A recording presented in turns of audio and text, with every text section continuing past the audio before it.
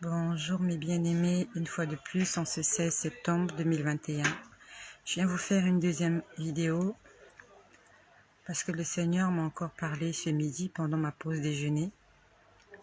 Mais je ne peux pas encore vous dire ce que le Seigneur m'a montré cet après-midi. Le Seigneur m'a beaucoup parlé ce midi. Il m'a beaucoup parlé. Mais je vais d'abord continuer à vous dire ce qu'il m'a enseigné la semaine dernière. Donc ce matin, je vous ai parlé comment hier j'étais allée voir quelqu'un à l'hôpital et je vous ai parlé de ce qui s'est passé lorsqu'elles sont venues me chercher chez moi, ces dames-là. Et hier soir, je vous ai dit que le Seigneur m'avait dit hier après-midi, il m'a dit « je te connais ». Puis après, il m'a montré un vêtement. Alors, là maintenant, je repars sur ce que le Seigneur m'avait montré la semaine dernière. La semaine dernière, non, c'était toujours hier, pardon, hier toujours. C'est toujours hier, après que le Seigneur m'ait montré le vêtement, qu'il voulait que je porte, ce vêtement de gospel. Le Seigneur m'a dit « je ne veux pas que tu puisses rester ». Quand il m'a dit « je ne veux pas que tu puisses rester », en fait, il parlait de l'enlèvement. Et le Seigneur ne me dit pas seulement à moi, mais il te dit aussi à toi. Il ne veut pas que tu puisses rester. Le Seigneur veut que lorsqu'il apparaîtra dans les nuées, que toi et moi, que nous puissions monter avec lui. Quand il m'a dit hier « je ne veux pas que tu puisses rester », j'ai pu voir un chasseur. Je pouvais voir l'image d'un chasseur. Un homme avec une arme. Il était en train de faire la chasse. Il était en train de chasser des oiseaux. Je pouvais voir qu'avec son arme, il pointait l'arme sur les oiseaux et il tirait. Et quand il tirait sur un oiseau, l'oiseau tombait, il allait récupérer son oiseau. Il allait récupérer l'oiseau et il mettait le panier dans son panier. Donc quand il m'a dit hier, je ne veux pas que tu puisses rester. Je pouvais voir cette scène, c'était un chasseur. Il était en train de tirer sur des oiseaux qui volaient. C'était des gros oiseaux blancs. Et quand l'oiseau tombait, il allait récupérer et il mettait l'oiseau dans une cage. En fait, c'était comme des trophées pour lui. C'était comme des trophées pour lui. Et hier, il m'a dit, je ne veux pas que tu puisses rester parce que je t'ai visé. Il m'a dit, je t'ai visé. Justement, ça cadrait à quand j'ai vu ce chasseur en train de tirer sur les oiseaux. Le Seigneur m'a dit, je ne veux pas que tu puisses rester parce que je t'ai visé. Et le Seigneur te dit aussi aujourd'hui, je ne veux pas que tu puisses rester parce que je t'ai visé. Tu étais un oiseau errant. Tu volais dans les airs, tu faisais ce qui te plaisait. Et Jésus-Christ, alors qu'il était en train de chercher des gens pour lui appartenir, il a tiré une balle. C'était pas une balle pour te tuer, c'était une balle pour te récupérer. Et j'ai vu ce chasseur-là, il a tiré sur les oiseaux. Et quand un oiseau tombait, il allait récupérer l'oiseau et il mettait cet oiseau dans une cage qui lui appartenait. Jésus a dit, je t'ai visé. Et Jésus te dit aujourd'hui, je t'ai visé. Alors que tu étais en train de errer dans les rues, Jésus-Christ est venu avec son arme. Pas une arme pour tuer, mais des armes spirituelles. Et quand on parle des armes spirituelles, on parle des fruits de l'esprit. Les armes, l'amour, la joie, la paix, la patience, la bonté, la bienfaisance, la bénignité, la maîtrise de soi, la tempérance. Jésus est venu avec toutes ces armes-là pour que nous puissions lui appartenir. Je voyais comment ce chasseur-là tirait. Il y avait des oiseaux qui volaient. Et quand il tirait, quand la balle touchait un oiseau, l'oiseau tombait. Mais l'oiseau n'était pas mort. Il allait récupérer cet oiseau et il mettait cet oiseau dans une cage, dans son poulailler. Nous sommes sa propriété. Nous sommes la propriété du Seigneur. Et il m'a dit hier, je vous ai visé. Je vous ai visé. En fait, quand il disait je vous ai visé, ça veut dire en fait, je vous ai récupéré. Et il a dit, je ne veux pas que vous puissiez rester. Le Seigneur ne veut pas que nous puissions rester ici sur cette terre quand il viendra chercher son Église.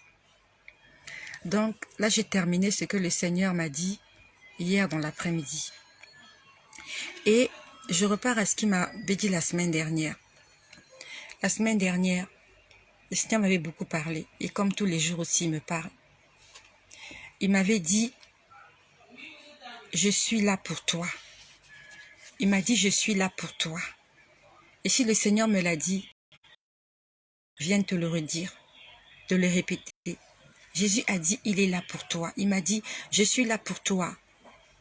Les ennemis ne te verront jamais. Tes ennemis ne te verront jamais parce que je suis là pour toi. Jésus-Christ veut te rassurer. Si tu lui as donné ta vie, si tu lui appartiens, Jésus-Christ te dit, je suis là pour toi et tes ennemis ne vont jamais te voir. Après, il m'a dit, je suis un Dieu bon. Il m'a dit, je suis bon.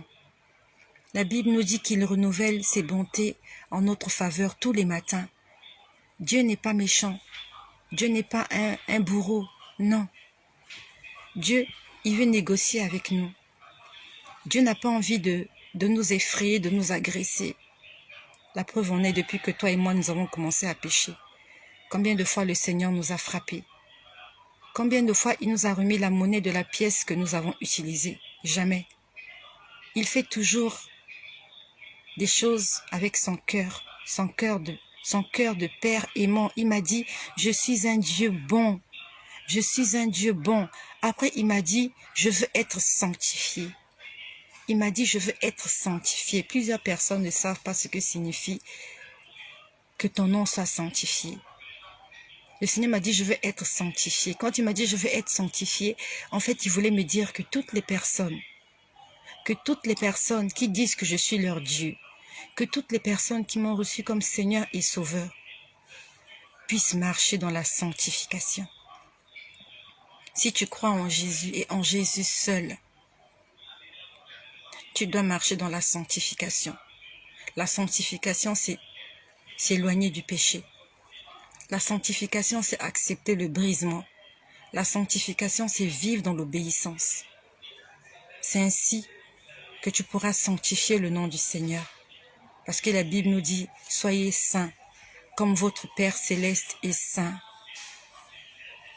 Soyons saints, marchons dans la sanctification. Puis après, le Seigneur m'a dit, j'aime parler avec vous.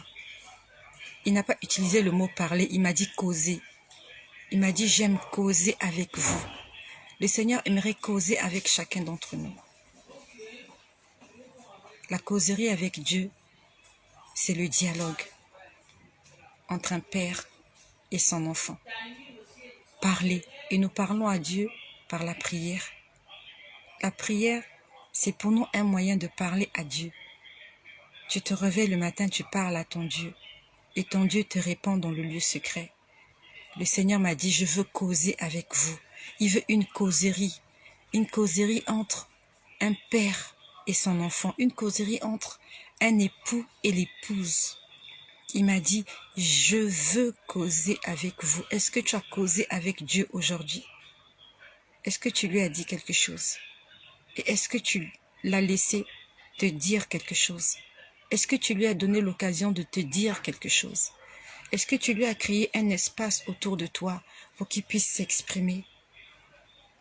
Pendant un débat, pendant une causerie, on doit donner la parole à chaque intervenant. Toi, est-ce que tu as parlé? Et si tu as parlé, est-ce que tu as laissé Dieu te parler? Dans un débat, tout le monde doit intervenir. Même si vous n'avez pas les mêmes opinions, chacun doit parler dans un débat, même dans un couple. Lorsque vous discutez dans un couple, même si vos idées ou vos décisions divergent, chacun doit parler. La femme doit exprimer ce qu'elle ressent. Le monsieur aussi doit parler. Ça s'appelle la causerie. Ça s'appelle un débat. Et la semaine dernière, le Seigneur m'a dit, j'ai envie de causer avec vous. Est-ce que tu causes avec ton Dieu? Est-ce que tu lui dis des choses? Répondre à tes doléances. Il m'a dit, j'ai envie de causer avec vous. Pas seulement avec moi. Donc le Seigneur aimerait causer avec chacun d'entre nous. J'ai beaucoup de choses à vous dire, mais je préfère m'arrêter par là. Je préfère m'arrêter par là et j'aimerais te dire que ce que le Seigneur m'a montré ce midi, m'a fait quelque chose. Il m'a parlé toute l'après-midi, entre 12h30 et 3h de l'après-midi. Le Seigneur a besoin de nous parler. Le Seigneur aime nous parler. Donne-lui l'occasion de le faire et il va le faire. Je peux te promettre que c'est une joie d'entendre la voix de Dieu. C'est rassurant. Ça fait du bien. Au départ, c'est effrayant. Au départ, quand j'ai commencé à entendre sa voix en 2017, j'étais effrayée parce que c'était quelque chose de nouveau pour moi. Mais aujourd'hui, j'aime quand il me parle. Je préfère mieux qu'il me parle que lorsqu'il me montre des images. Quand il me montre des images, souvent je ne comprends pas. Et il me parle audiblement. Il y a beaucoup de gens qui croient que Dieu ne parle plus audiblement. Dieu n'a pas seulement parlé à Moïse. Il n'a pas seulement parlé à Abraham, à Isaac et à Jacob. Dieu n'a pas seulement parlé à tous ces patriarches dont on nous parle dans la Bible. Dieu continue de nous parler. Il n'a pas changé, il est le même. De la même façon qu'il causait avec Moïse et qu'il appelait mon ami. Dieu aimerait appeler chacun d'entre nous mon ami. Est-ce que Jésus-Christ est ton ami? Je sais que tu as envie d'entendre la voix de Dieu. Moi, au départ, le Seigneur me parlait en songe. Peut-être que Dieu aussi te parle en songe. Mais mieux encore, il aimerait te parler de vive voix. Hier, il y a une sœur qui a écrit, ma sœur de Tunisie, elle m'a dit qu'un matin, elle a entendu quelqu'un l'appeler par son prénom, Charlotte. Si tu entends quelqu'un t'appeler le matin par ton nom, si tu entends quelque chose le matin, parle, dis-lui Seigneur, parle, je t'écoute. Comme avec Samuel. Samuel était au temple avec le prophète Élie. Et la Bible nous dit qu'un soir, Samuel a entendu qu'on l'a appelé. Et à chaque fois qu'on l'appelait, il allait chez son maître Élie. Mais après Élie, c'est Dieu qui voulait parler à Samuel. Et si tu entends encore la voix t'appeler, dis, parle Seigneur, ton serviteur écoute. Si tu entends quelqu'un t'appeler la nuit, et si tu sais que c'est la voix de Dieu, si ce n'est pas une voix agressive, dis, parle Seigneur, ton serviteur écoute. Parle Seigneur, ta servante écoute. Prends du temps avec Dieu. Même le soir quand tu pries, ne sois pas pressé. Fais d'abord tout ce que tu as à faire. Occupe-toi des enfants, occupe-toi de tout. Et quand tu as fini de faire tout ce que tu as à faire, c'est comme ça que moi je gère ma vie. Quand j'ai fini de faire tout ce que j'ai à faire, quand je suis calme, à ce moment-là, j'ai dit Seigneur, je suis disposée à t'écouter. Quand je suis calme, je ne pense plus aux marmites, je ne pense plus aux casseroles, je ne pense plus aux enfants, je ne pense plus à quoi que ce soit. Je lui dis, Seigneur, je suis à ta disposition. Je peux maintenant t'écouter.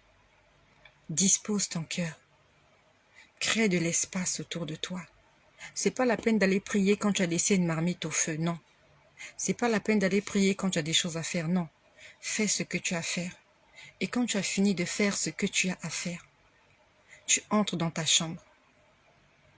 Tu te prosternes devant ton Dieu. Tu l'invoques dans le lieu secret. Et ton Père qui est dans le lieu secret te le rendra. Tu vas entendre audiblement la voix de Dieu. Je peux te dire que c'est possible. Moi, j'entends Dieu me parler.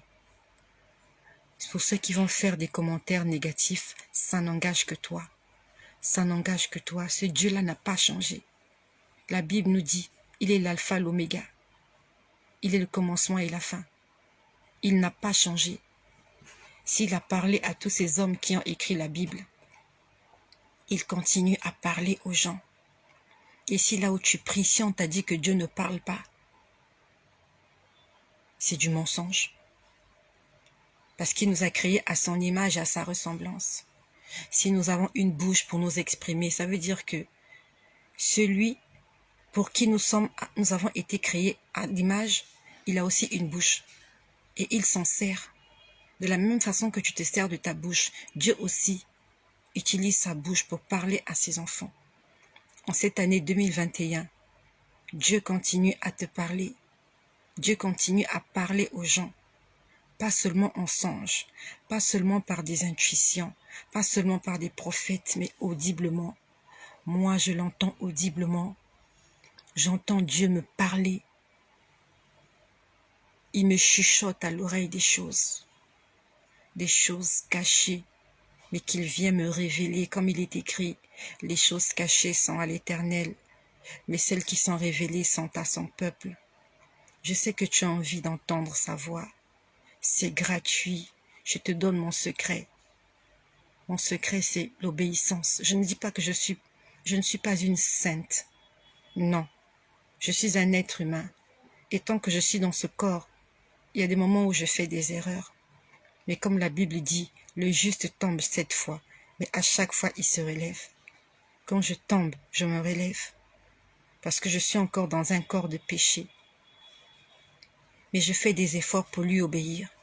Je fais des efforts pour réjouir son cœur. Et je lui donne le temps et l'occasion de me parler.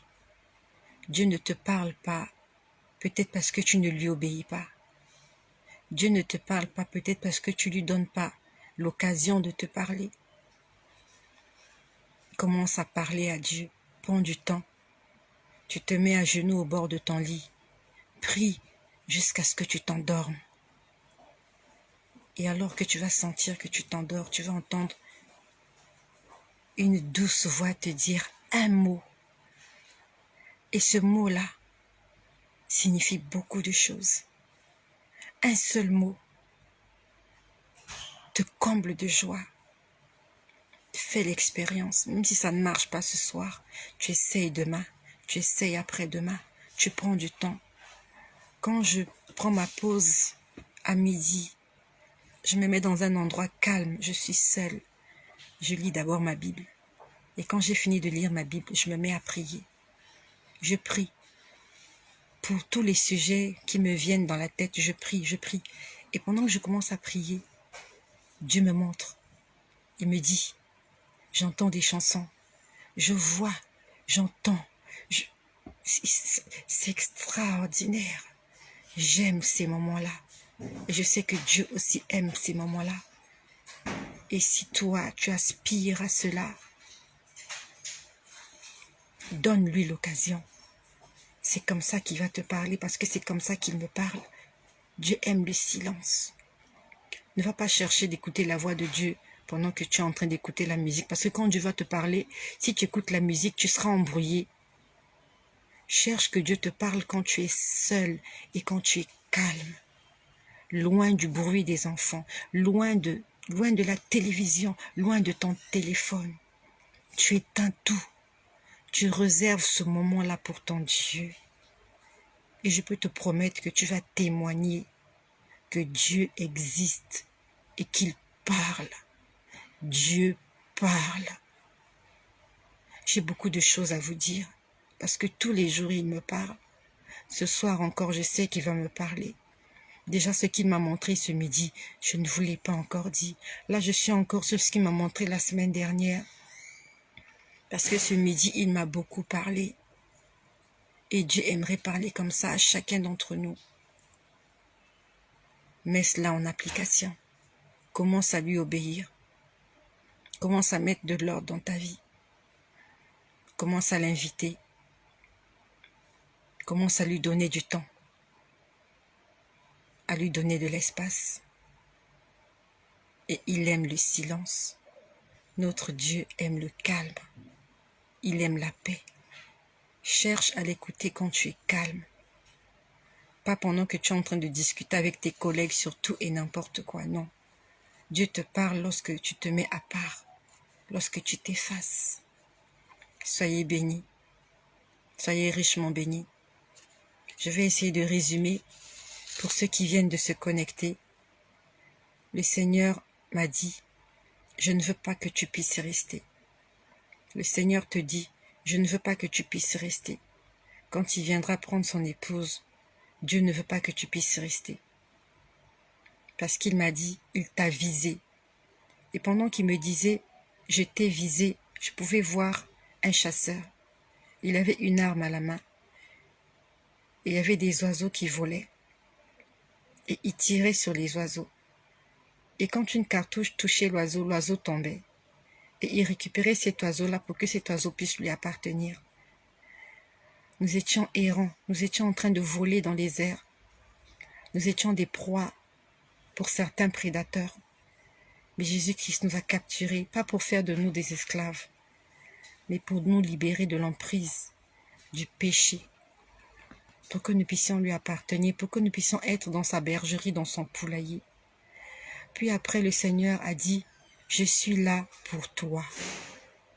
Je suis là pour toi et tes ennemis ne pourront pas te voir. » Le Seigneur te dit, « Je suis là pour toi. » Si tes ennemis ne peuvent pas te voir, c'est parce que Dieu est là pour toi. Puis le Seigneur m'a dit, « Je suis un Dieu bon. »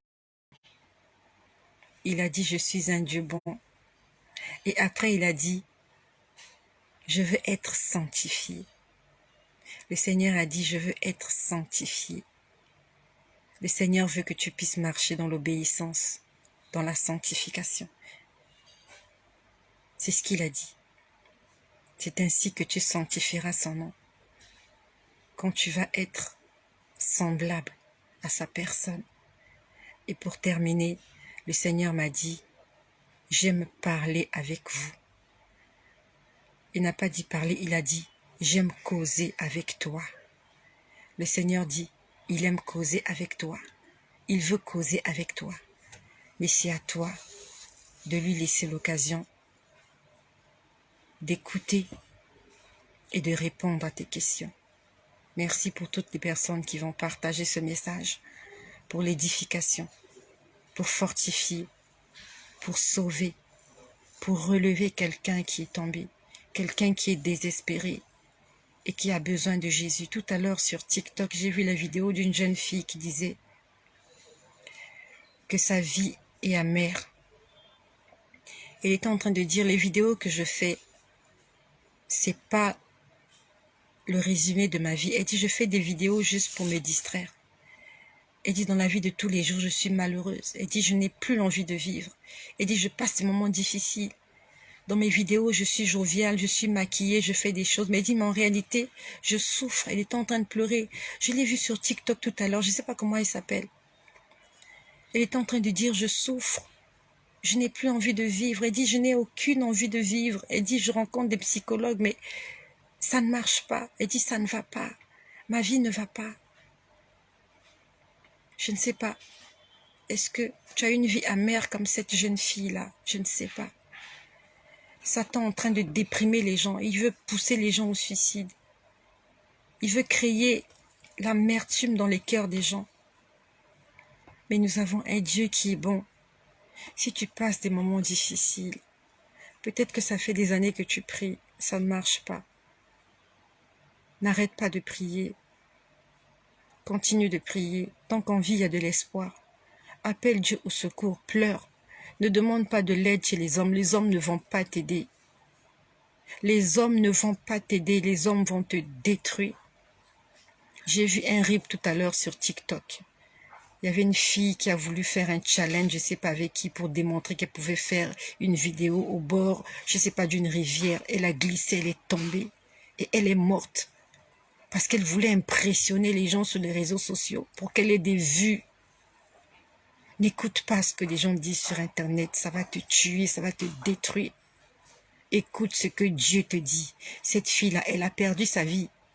Quelqu'un lui a demandé de faire une vidéo au bord de, je ne sais pas moi, de la rivière ou du fleuve. Pendant qu'elle faisait la vidéo, elle dansait, elle est tombée. Elle est tombée. Elle est morte. Parce qu'elle a voulu satisfaire les hommes. Et ces hommes-là qui leur ont demandé de faire cette vidéo-là, ils sont où? Ils sont restés. Ils sont continués à aller sur les réseaux sociaux, continuer à détruire des vies. Marchons pour Jésus, vivons pour Jésus. Il est bon, il est bon, il est bon. Et il revient très bientôt. Soyez bénis chez vous et que le nom de Jésus-Christ soit sanctifié.